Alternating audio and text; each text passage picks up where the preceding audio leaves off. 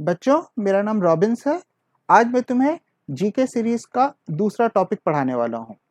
मैं एक IIT engineer भी हूँ और बच्चों को पढ़ाना मुझे अच्छा लगता है।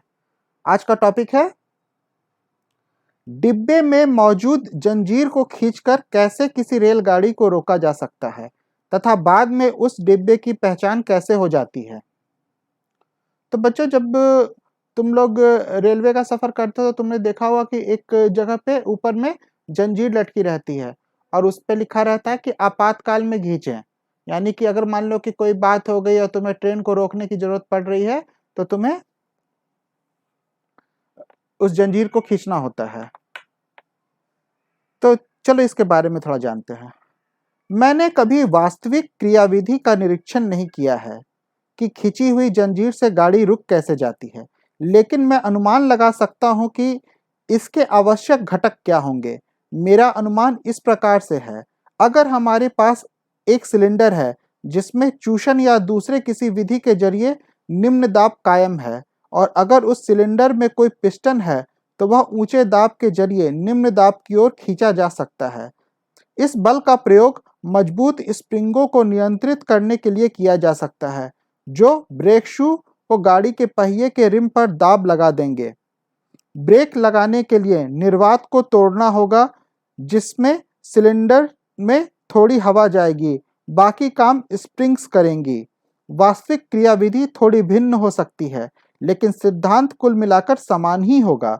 अगर सिलेंडर के निर्वातित हवा के बिना यानी वैक्यूम छोर पर पूर्ण निर्वात हो तो पिस्टन के प्रति वर्ग सेंटीमीटर पर 1 किलोग्राम बल लगेगा।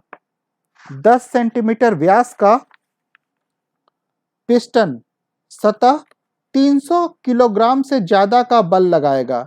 तो देखो बच्चों, हम लोग देख रहे हैं कि किस तरीके से ये प्रेशर लगेगा। हर डिब्बे में अपना अलग निम्न दाब का रिजर्वायर हो यह जरूरी नहीं है। चूंकि डिब्बे आपस में जुड़े होते हैं अतः यह निम्न दाब इंजन में पैदा किया जा सकता है। साथ ही आपको बहुत ऊंचे निर्वात की जरूरत नहीं है।